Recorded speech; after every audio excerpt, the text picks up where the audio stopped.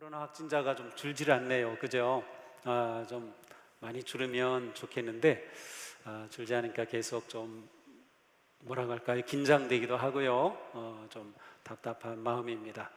예, 벌써 코로나와 이제는 함께 사는 삶에 관해서 얘기가 점점 더 나오기 시작하고요. 예, 아마 처음 작년에 코로나가 시작됐을 때도 이미 이 얘기가 있던 건데 정말로 그렇게 또 되는 것 같습니다. 하지만 우리가 이 코로나 기간을 우리가 영적으로 성장하는 기회로 삼자. 그러니 이런 상황에서도 우리가 영적으로 성장하는 그러한 길은 결코 멈출 수가 없습니다. 우리의 영적 성장은 계속 되어야 하고 또 그렇게 해야만 우리의 삶이 하나님께 영광과 기쁨이 될 것입니다. 자, 우리가 영적 성숙에 관해서 말씀을 듣고 있는데요.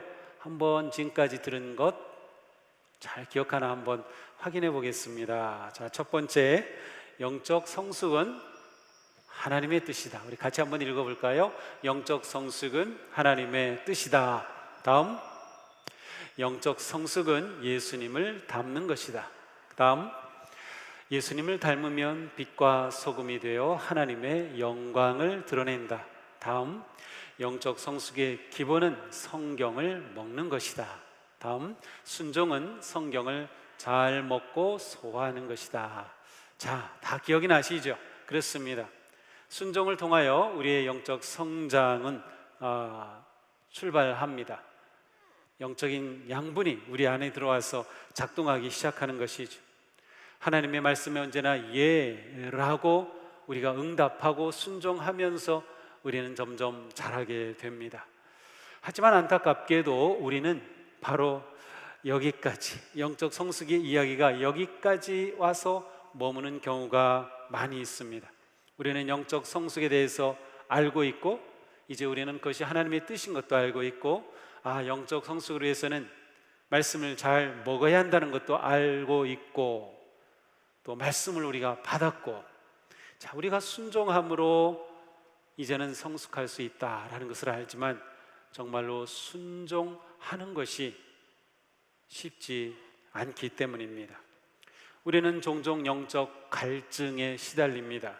신앙생활이 기쁨이기보다는 짐이 되는 경우도 있습니다. 영적인 무기력감에 빠질 때도 있습니다. 코로나19가 계속되면서 우리의 인내심은 점점 바닥이 나고 있습니다. 우리가 신앙생활하면서 영적 침체에 빠지는 일은 누구에게나 있는 일이고 피할 수 없는 일이기도 합니다. 성도님들이 볼 때 저는 영적 삶에서 침체하지 않을 것 같이 보이나요? 우리 목사님은 절대로 그럴 일이 없을 거야.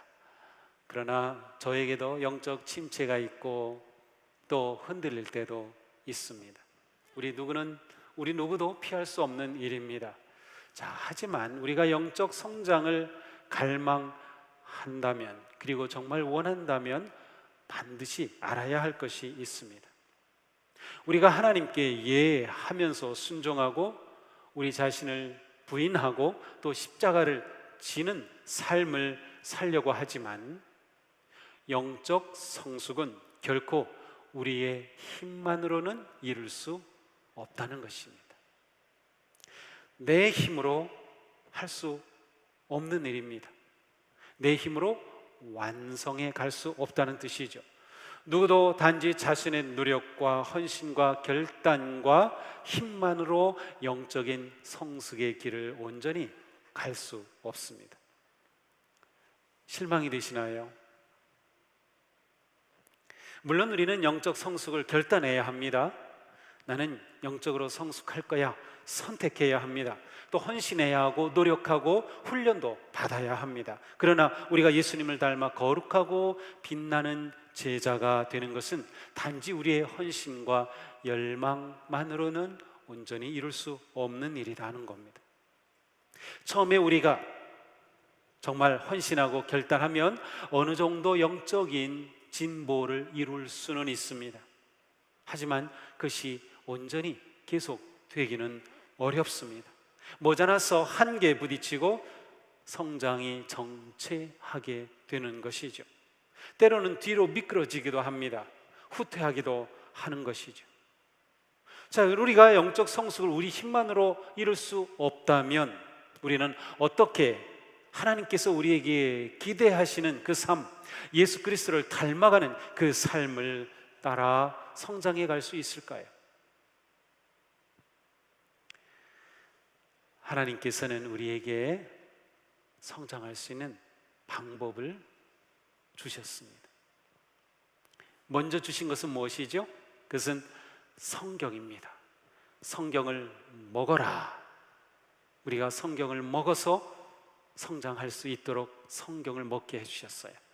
자, 그러나 성경을 먹고 소화하는 것은 우리가 온전히 순종하는 결단과 삶입니다. 근데 우리의 문제는 온전히 순종하지 못한다는 거예요.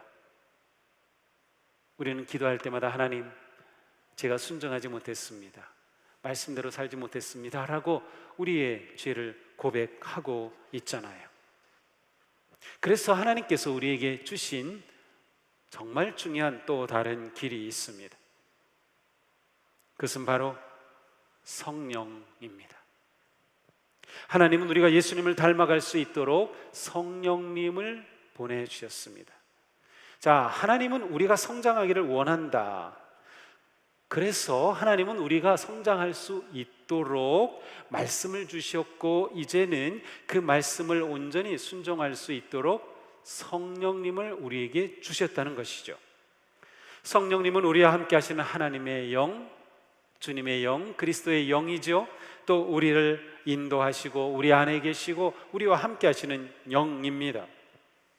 우리의 모든 길에 동행하십니다. 성령님은 우리가 성숙한 그리스도인의 삶을 사는 데 필요한 것을 온전히 제공해 주시는 놀라운 분이십니다.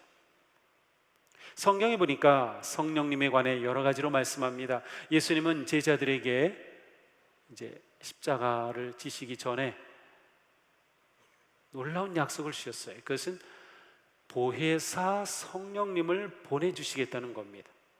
그리고 성령님을 보내주시는 것이 너희에게 내가 있는 것보다 더 유익하다. 그래서 내가 너희를 떠나는 것이 너희에게 더 유익한 일이다 라고까지 말씀을 하십니다. 사도행전 1장에서는 우리가 잘 알듯이 성령이 너희에게 임하시면 너희가 권능을 받을 것이다 라고 말씀하셨어요. 성령님은 모든 그리스도인이 지속적으로 예수님을 닮아가기 위해 꼭 필요한 분이십니다.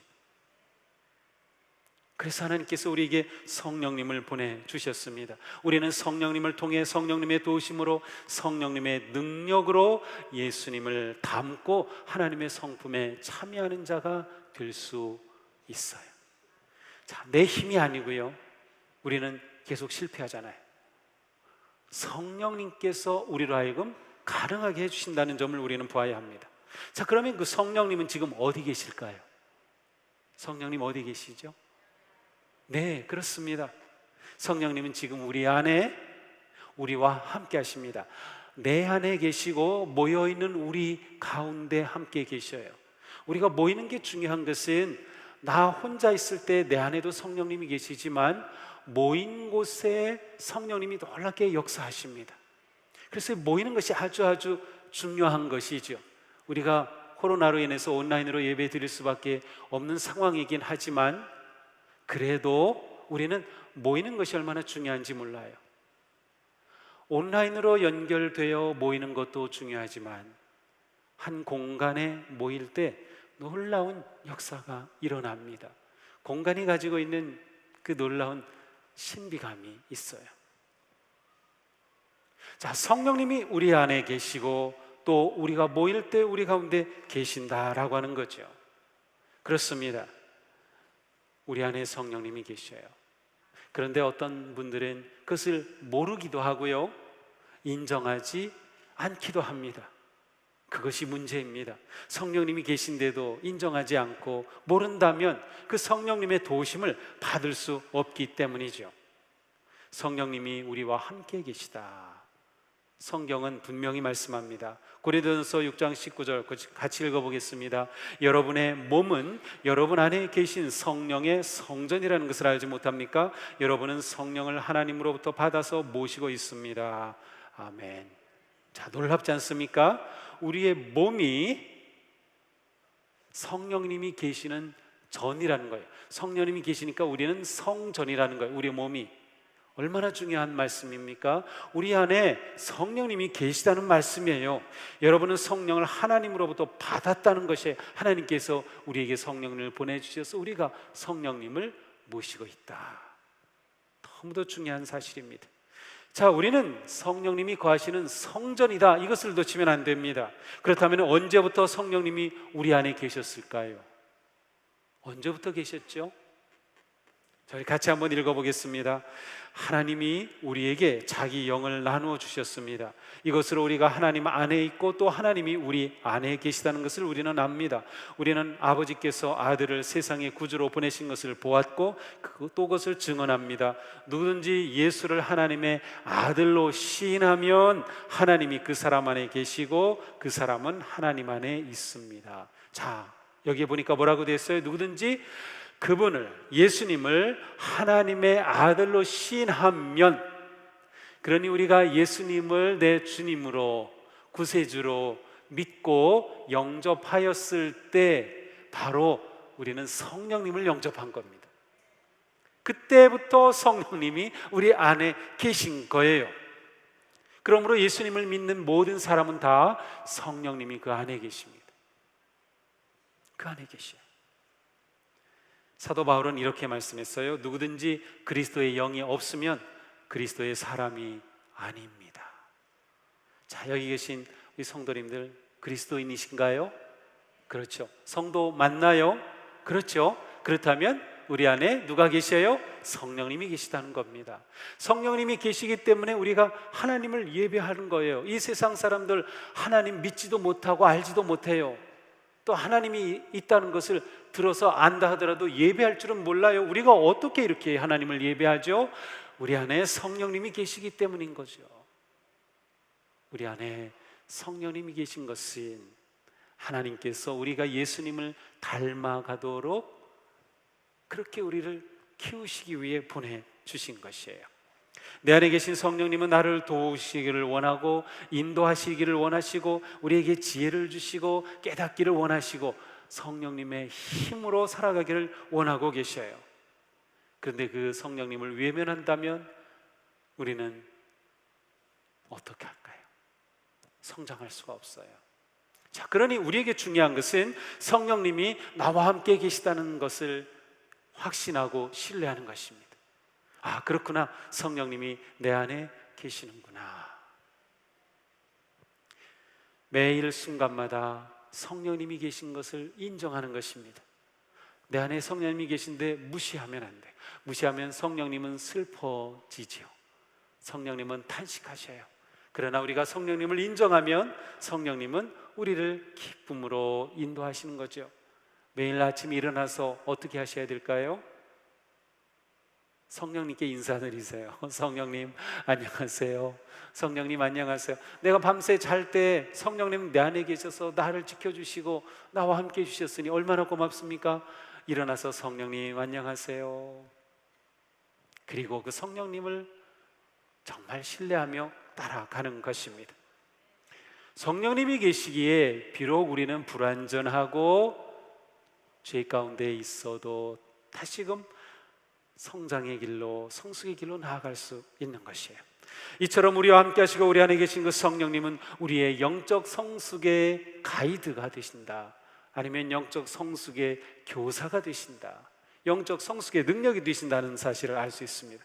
성령님은 우리가 말씀을 깨닫게 하시고 말씀을 받아들이게 하시고 말씀을 잘 소화하게 하시고 말씀대로 살아갈 순종의 힘을 주시는 분이셔요. 그럼 우리가 영적 성장을 위해서는 성령님의 지혜와 능력을 온전히 의지해야 합니다. 성령님을 의지함으로 우리는 성장하는 것입니다. 이것을 성령 충만이라고 말할 수 있어요. 사도 바울은 성령 충만함을 받으십시오 라고 오늘 본문에서 말씀하셨습니다. 성령 충만은 무엇일까요? 무엇이 이렇게 채워지는 것으로 이해하기 쉬워요. 물론 그러한 의미도 있습니다. 영어로도 be filled with 라고 해서 무엇이 채워진다라고 되어 있어요. 그러나 성령님, 우리 안에 계신 성령님께서 일하시는 것이 성령 충만의 핵심입니다. 우리는 성령님 오시옵소서라고 기도하기도 하고 성령님의 임재를 기도하기도 합니다. 그때 성령님은 밖에 계시다가 내 안에 들어오시는 것이 아니라 사실은 내 안에 계신 성령님께서 우리의 기도에 역사하시고 일하시는 것임을 알아야 합니다. 그러므로 우리는 성령 충만이란 바로 성령님 마음대로 하세요, 저는 주님의 것입니다 라는 그런 믿음의 고백과 헌신의 상태가 성령 충만입니다. 성령님이 나를 완전히 다스리시는 거예요. 성령님, 제가 성령님의 뜻대로 따르겠습니다, 마음대로 하세요 라고 성령님께 나를 내어드리는 상태가 성령 충만입니다. 성경은 성령 충만하라라고 되어 있어요. 우리가 성령님께 온전히 우리 자신을 내어드림으로 충만해진다는 것을 우리는 알 수 있는 것이죠. 재미있게도 성령 충만에 관한 아니면 성령에 관한 이 말씀을 보다 보면 술과 같이 언급되고 있습니다. 굉장히 재미있어요. 누가복음 1장에 보니까 세례 요한에 관해 이렇게 말씀합니다. 포도주나 독한 술을 마시지 아니하며 모태로부터 성령 충만함을 받을 것이다. 자, 세례 요한에 대한 예언의 말씀이에요. 그런데 이 세례 요한은 어떤 사람이 될 거라? 술병을 가지고 사는 사람이 아니고 성령 충만함으로 모태에서부터 그렇게 충만해지는 그러한 하나님이 세우신 사람이 될 거라는 예언의 말씀입니다. 물론 여기서 포도주나 독주를 마시지 않는다는 것은 구약 성경에 나오는 나시린이란 존재가 있어요. 하나님을 위해서 헌신되고 구별된 사람, 머리도 깎지 않고 독주도 마시지 않는 사람입니다. 그러한 의미도 담겨 있지만 세례 요한은 술이 아니라 성령님의 사람이 될 거라는 의미가 있어요. 사도 바울도 오늘 본문에서 말씀하죠. 술에 취하지 마십시오. 거기에는 방탕이 따릅니다. 성령 충만함을 받으십시오. 술에 취함과 성령 충만을 또 이야기하고 있어요. 자, 예수님이 승천하신 후에 예수님의 말씀에 따라 120 문도들이 다락방에 모여서 기도합니다. 예수님께서 약속하신 보혜사 성령님, 그분을 기다리며 기도하는데 정말 성령 강림절에 성령이 충만하게 임재하시니 놀라운 역사가 일어납니다. 그 가운데 그들은 방언을 말하기 시작했어요. 이때 방언은 놀랍게도 외국어입니다. 놀라운 방언을 하니까 사람들이 그것을 보고 뭐라고 말했을까요? 저 사람들 아침부터 술에 취했군, 그렇게 말한 겁니다. 새술에 취했다고 말하는 거예요. 성령 충만하게 받은 모습을 보고 사람들이 술 취했다고 말하고 있어요. 이상하잖아요. 그때 베드로는 우리 술에 취한 거 아닙니다. 우리는 바로 성령의 충만하심을 입어서 이렇게 된 것입니다 라고 그들에게 설교를 합니다. 성령 충만함과 술 취함이 함께 나오는 것은 이 둘이 아주 비슷하기 때문입니다. 술 취함과 성령 충만이 비슷해요. 어떻게 비슷할까요? 술 취한 사람들 한번 생각해 보세요. 술에 취하면 어떻게 되죠? 얼굴이 붉으스레 되죠? 어떤 사람 눈도 뻘겋게 되죠? 평소에 말도 못하던 조용한 사람들이 큰 소리 떵떵 치죠? 고래고래 소리를 지르기도 합니다. 걷는 모습도 달라지죠? 이렇게 걷지 못하죠?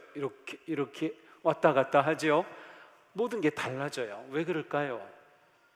알코올, 술 기운이 이 사람을 컨트롤하기 때문이에요. 다스리기 때문에. 그래서 자기는 원하지 않지만 전혀 다른 사람이 되는 거죠. 성령 충만이 이와 똑같아요. 내가 있는데 성령님이 나를 다스리시면 내가 딴 사람이 되는 겁니다. 어떻게 딴 사람이 돼요? 얼굴이 달라집니다. 밝아져요. 환해요. 미소가 넘쳐나요. 말이 달라집니다. 축복하고 격려하고 말하는 것도 아주 부드러운 말을 합니다. 친절하게 말을 합니다. 진리의 길을 멋있게 걸어갑니다. 삶의 용기가 있습니다. 코로나의 위기와 어려움과 고난이 있지만 용기를 잃지 않고 나아갑니다. 이러한 달라진 모습이 무엇 때문에? 성령님 때문에 나타나는 거예요. 그러니 술 취함과 성령 충만은 아주 비슷합니다.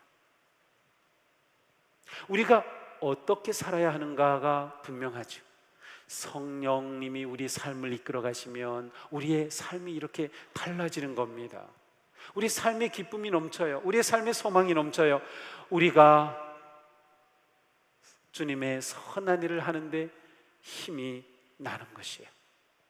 자, 영적 성장을 위해서 우리가 할 일은 그러므로 우리 안에 계신 성령님을 의지하고 그 성령님과 대화하고 성령님의 인도하심을 따르는 것입니다. 그래서 성령님 뜻대로 하세요 라고 내 자신을 맡겨 드리는 거죠. 이 맡김을 통해 우리가 성장하고 성숙하게 되어 있어요. 성령님이 우리를 그렇게 아름답고 거룩한 길로 인도하시기 때문이죠. 성령님이 활동하시지 않는다면 우리는 아무것도 아닙니다.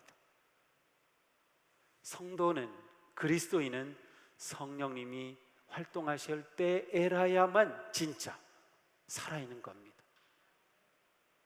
이렇게 길거리 가다 보면 가게마다 이렇게 가게 홍보하려고 풍선 이렇게 만들어놨죠. 사람 풍선 이렇게 막 떨고 또 요즘은 막 이러더라고요. 우리 가게로 와서 식사하세요 막 이러기도 하고 그러는데 그건 자기가 살아서 그런 게 아니라 그 안에 바람이 확 올라오니까 그러는 것이에요. 우리가 꼭 그와 같아요. 우리 안에 성령님이 계시지 않는다면, 그리고 성령님이 충만하시지 않는다면 우리 인생은 바람 빠진 풍선과 같아요. 성령님이 우리 삶에 얼마나 중요한지 알 수 있어요. 자, 이렇게 우리 안에 성령님이 계시고 우리 함께 하시는 성령님을 우리가 온전히 따를 때 우리 안에 놀라운 일이 일어납니다.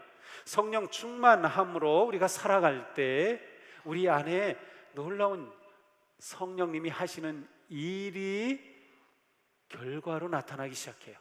우리를 통해서 성령님이 하시는 열매가 맺히기 시작합니다. 그것이 우리가 성장하는 것이고 그것이 우리가 성숙하는 것입니다. 영적 성숙은 빛과 소금의 거룩한 삶의 열매로 드러납니다. 우리 안에 성령님이 계시다는 증거가 우리의 삶을 통해 나타나는 겁니다. 이것이 영적인 성장입니다. 이것이 성숙이에요.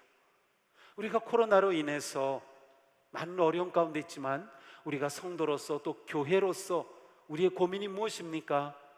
코로나가 끝났을 때 우리는 과연 세상에, 이웃에게, 사람들에게 뭐라고 우리를 말할 수 있을까? 우리 안에 성령 충만함으로 변화된 삶이 있다면, 변화된 열매가 있다면 우리는 그때 비로소 세상에 대해 빛과 소금으로 말할 수 있을 겁니다. 교회에 대한 부정적인 이미지가 너무나 깊어요. 문제는 우리가 얼마나 성장하느냐가 이 모든 문제의 답이 될 것입니다. 우리의 성숙이 그만큼 중요합니다. 우리가 성숙해야 교회가 성장하는 겁니다. 우리가 성숙해야 교회가 성숙하는 것이죠. 성경은 구체적으로 성령의 열매를 말씀하고 있어요. 같이 한번 읽어볼까요? 성령의 열매는 사랑과 기쁨과 화평과 인내와 친절과 선함과 신실과 온유와 절제입니다. 이런 것들을 막을 법이 없습니다. 우리가 성령으로 삶을 얻었으니 우리는 성령이 인도해 주시는 삶을 살아갑시다. 그렇습니다. 성령님이 얼마나 중요한지 우리는 알 수 있습니다. 성령님이 인도하심을 따라 살면 우리 안에 이 놀라운 열매가 맺습니다. 한번 자기 모습을 그려보세요. 이게 자꾸 그려봐야 합니다. 성령님이 나를 변화시킨 모습을 한번 그려보세요. 여기에 나온 9가지 열매, 사랑이 넘치는 내 모습, 기쁨이 넘치는 내 모습, 이 어떤 상황 가운데서도 잃지 않는 평안을 유지하는 내 모습, 모든 상황에서 절제하는 모습, 인내하는 내 모습, 온유한 내 모습, 친절한 내 모습, 그 모습이 정말 아름답지 않나요? 그리고 내가 정말 그러한 존재가 될 수 있다고 한번 생각해 보세요. 나는 할 수 없지만 성령님은 이루실 수 있습니다. 그렇게 우리는 성장해 가는 것이죠. 우리의 삶이 그렇게 향기롭고 빛나는 삶, 그 거룩한 삶으로 성장해 가기를 축복합니다. 그 아름다운 모습이 가정을 변화시키고 직장을 변화시키고 우리가 만나는 사람, 사회 속에서 놀라운 변화를 일으킨다면 우리는 하나님의 거룩하고 빛난 자녀로 그렇게 성숙한 열매를 풍성히 맺을 것입니다. 우리의 삶이 그렇게 되기를 주님의 이름으로 축복합니다. 기도합시다.